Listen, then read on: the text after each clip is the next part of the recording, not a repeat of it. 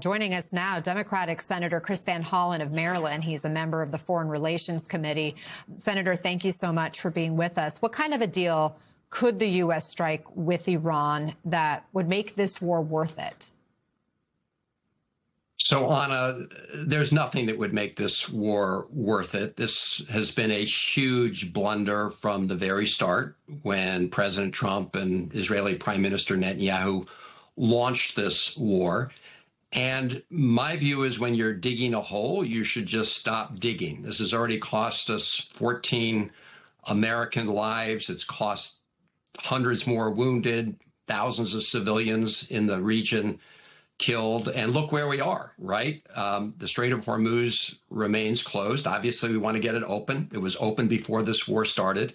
You have an even more militant regime in Iran right now. So we should just stop digging. And that's what the president needs to do. Would getting Iran to give up its enriched uranium, its highly enriched uranium, be a victory for this administration and for the world? Well, Anna, the United States has been clear for decades now that a nuclear-armed Iran is unacceptable.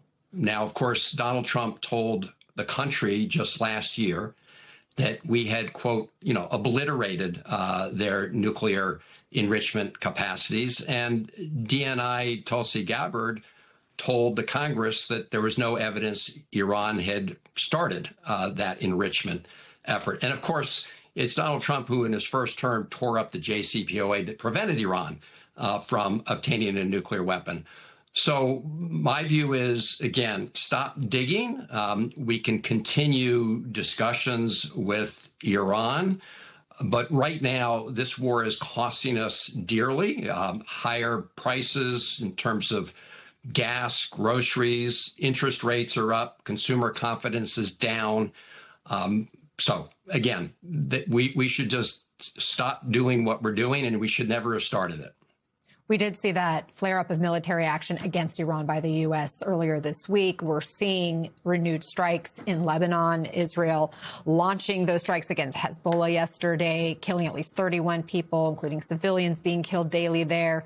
And Israeli Prime Minister Benjamin Netanyahu actually says the Israeli operation in the air and on land in Lebanon is deepening. Could Netanyahu's actions there derail a chance at a larger peace? Is that his goal, perhaps? Clearly, and we've heard administration officials testify that the United States and Israel do not have the same goals here in this war. Israel would like to see continuing chaos in Iran, and it continues to take these actions in Lebanon, even as you reported that President Trump said that they were going to stop. The Israeli Defense Minister, Katz, said he was going to turn southern Lebanon into Rafah, referring to this city in southern Gaza that the Israeli Defense Forces turned into absolute rubble. And so these are not things that are in the interests of the United States or stability in the region. In an op-ed for the New York Times, you say your party's approach to the Israeli-Palestinian conflict has failed and that the status quo isn't working. What are you proposing to try to make real and lasting change?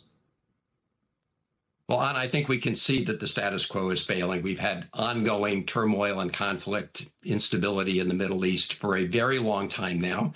And for a very long time, the United States, both Democratic presidents and with the exception of Trump, Republican presidents have said that we need a state of Israel for the people of Israel, and we also need self-determination for Palestinians in a state of their own, the so-called two-state solution.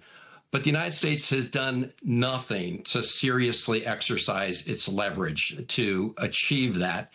And as we've talked about it, you've seen Israeli settlements go deeper and deeper into the West Bank, the occupation go deeper and deeper. And under Prime Minister Netanyahu's government, the most extreme government in history, in the history of Israel, we've seen that accelerate. So if Democrats are going to be serious about self-determination for both people and self-determination and stability, we need to actually act on it. And so that was what my op-ed piece in the New York Times was about.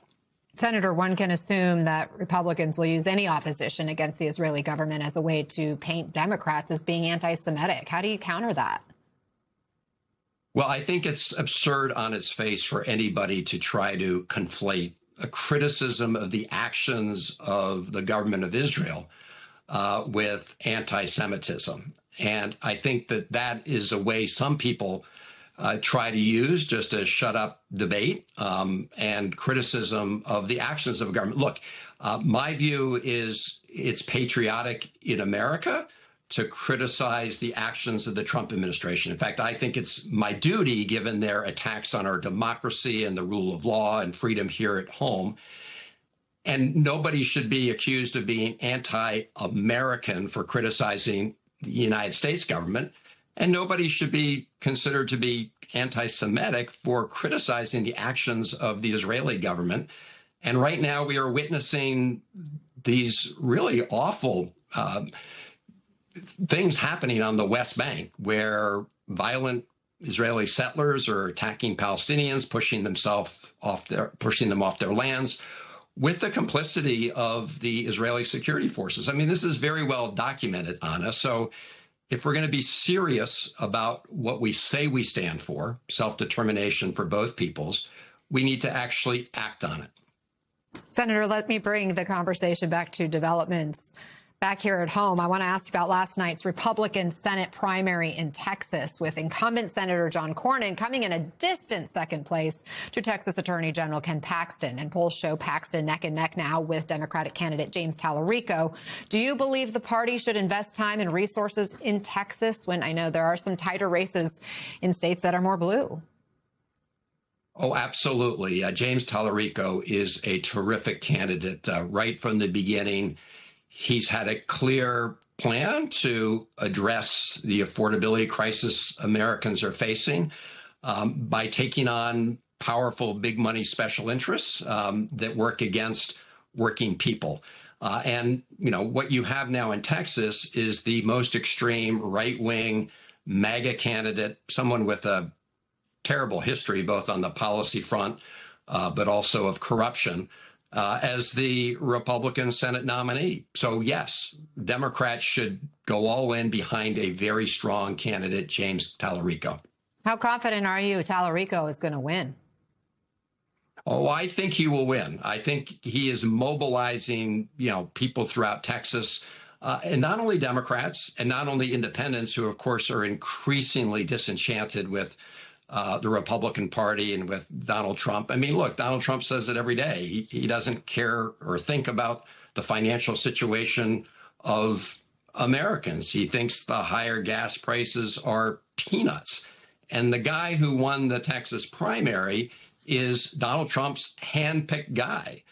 So I think James Talarico has a very strong campaign and that he will mobilize a majority to win the Senate. Senator Chris Van Hollen, thank you very much for being with us. I appreciate your time.